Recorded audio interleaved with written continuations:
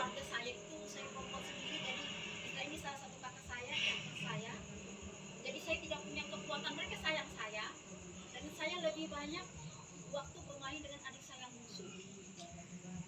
Begitu apa namanya, adik kakak berantem itu biasa, dan saya tidak punya kekuatan untuk membalas mereka, dan akhirnya saya hanya bisa membalas dengan maki.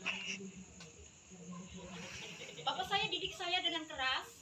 Satu hal, saya tidak boleh pacaran, tidak boleh keluar sekolah. Dan ketika saya kuliah, saya berpikir inilah waktu saya mau bebas. Kemudian waktu itu kami dikirim sama-sama kuliah di Malang karena kakak saya, adik saya sudah di sana. Sama-sama di Malang, dan akhirnya saya memilih untuk sendiri pindah ke Bali. Saya tidak mau bergabung dengan saudara saya. Kenapa? Karena hari terakhir saya harus memilih perguruan tinggi negeri mana. Ternyata semulanya saya pilih Malang supaya karena bapak rencana kami sama-sama disesuaikan biaya semua. Di akhir keputusan harus memilih yang mana, saya memilih Bali. Tidak ada di dalam saya pikiran. Karena apa? Karena waktu itu hari saya memilih, saya berantem sama adik khusus saya. Kami berantem bukan berantem main-main. Itu sampai apa?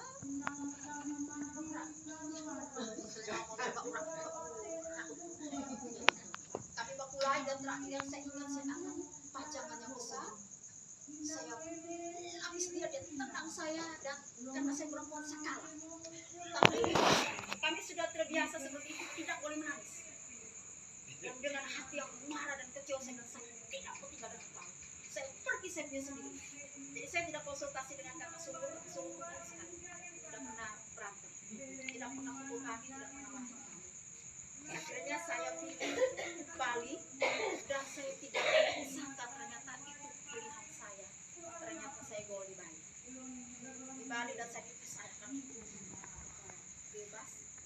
Tidak ada lagi saudara laki-laki yang memperhatikan saya. Tidak usah lagi berkelahi. Dan akhirnya saya ke sana sekitar bulan Agustus, dan di bulan September ternyata saya bertemu dengan mahasiswa yang duduk dalam kumpulan. Jadi mereka punya tempat di tengah-tengah kampus. Saya agak heran dengan Intan. Ternyata salah satu mahasiswa itu tinggal sekos dengan saya. Kemudian disitulah saya mengenal Tuhan, saya diinjili, pasti kita semua pernah mengalami. Jadi sebelum mulai masuk lebih dalam, saya mau bertanya, ada pertanyaan, seberapa kita di sini yang sudah lahir baru di atas 1 tahun? Lebih dari 1 tahun? Sudah lebih dari 1 tahun? Bisa angkat tangan? Yang belum 1 tahun? Hampir tidak ada.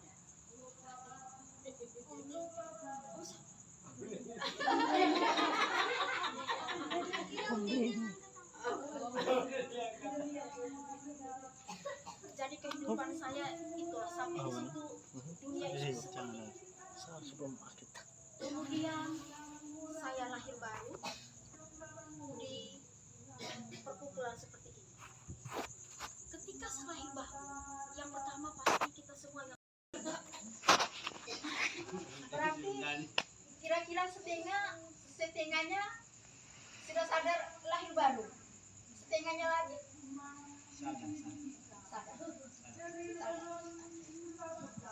Waktu saya lahir baru, sebenarnya saya tidak terlalu mengerti itu apa itu, tapi ada sesuatu yang berkobar di dalam hati saya.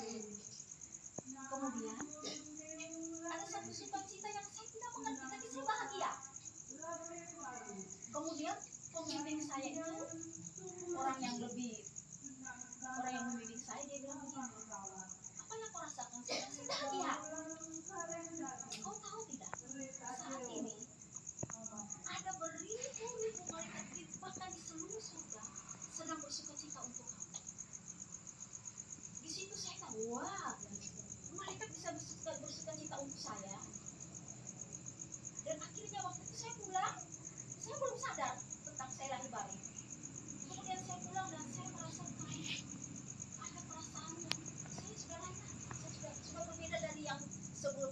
ya pokoknya seperti hal yang waktu saya datang sebelum itu, kemudian yang terjadi kepada saya belum terlalu mengerti.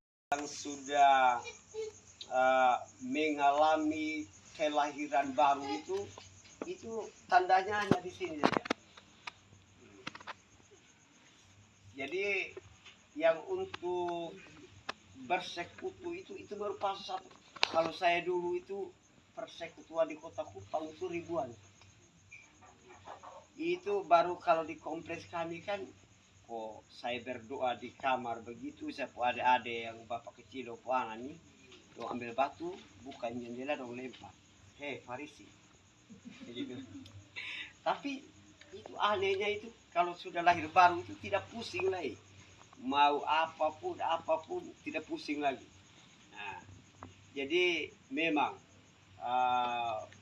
seperti yang Mama omong, seperti yang Mama Jeje ngomong, bukti bahwa kita lahir baru itu, ini. Tidak ada yang lain. Bukti yang paling jitu, yang paling kuat itu ada perubahan sikap hati yang ada di sini. Dan orang lain mungkin itu belum merasa, tapi kita yang mengalami lebih dulu. Tinggal orang lain saksikan perubahan hidup itu.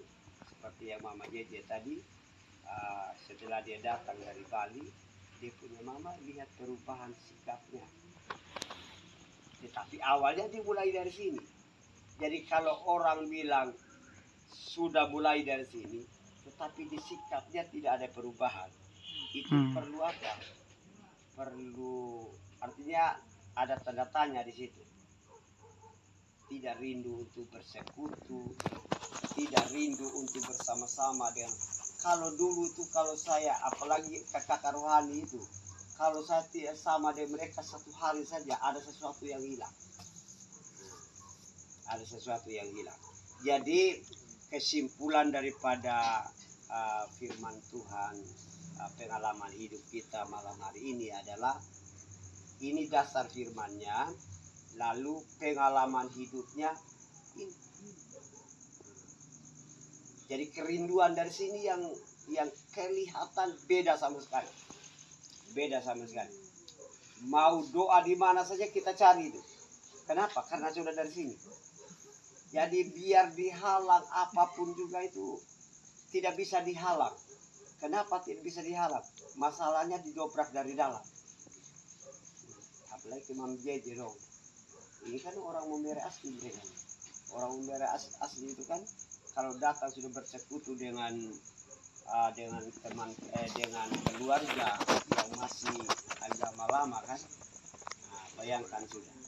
Jadi memang ini malam kita agak lambat mulainya karena kita memang kondisi rumah agak jauh, lalu teman-teman semua tidak tahu rumah. Jadi karena itu saya harap kita ke depan kita tumbuhkan seperti yang Jeje tadi, kekeluargaan, tumbuh bersama. Tumbuh bersama ini itu berbicara tentang karakter.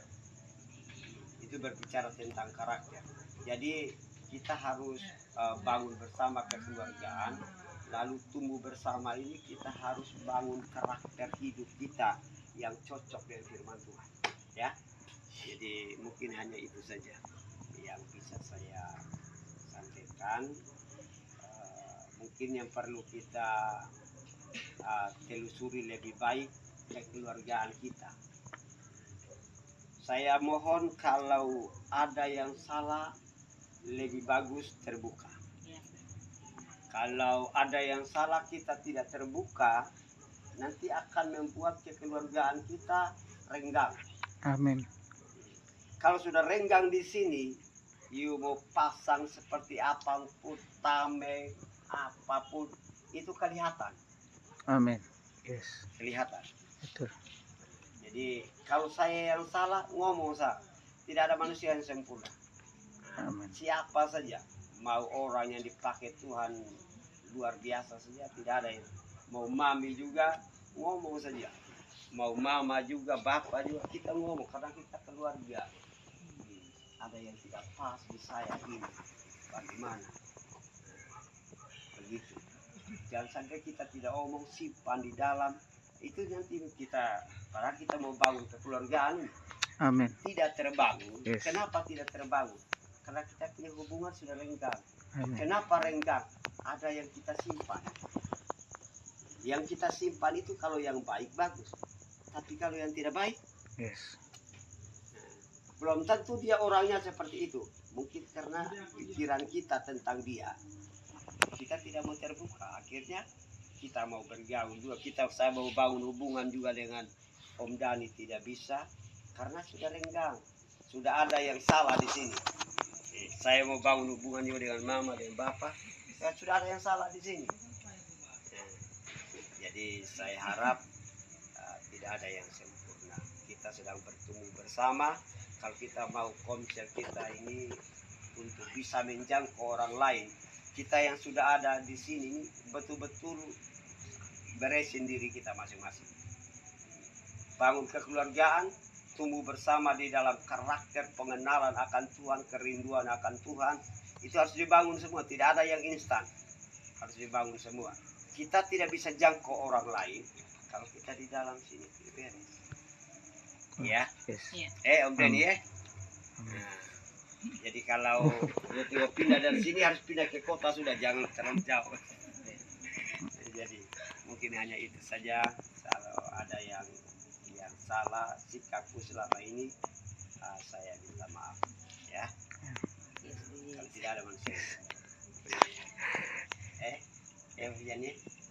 Aku nyanyi satu lagu karena sudah dipersiapkan untuk kita tutup dan kita doa. Karena sudah dipersiapkan. Iya, tidak apa-apa.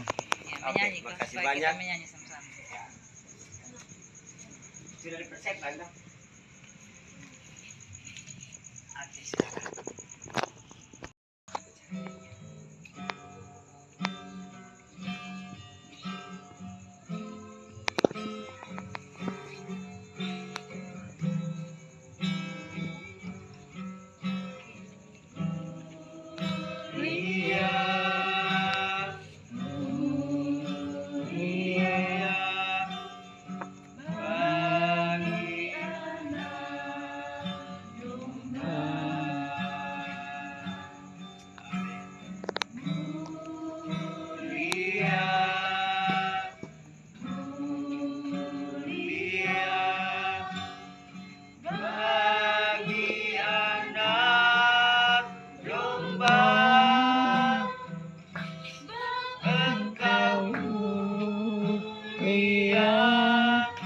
Yang layak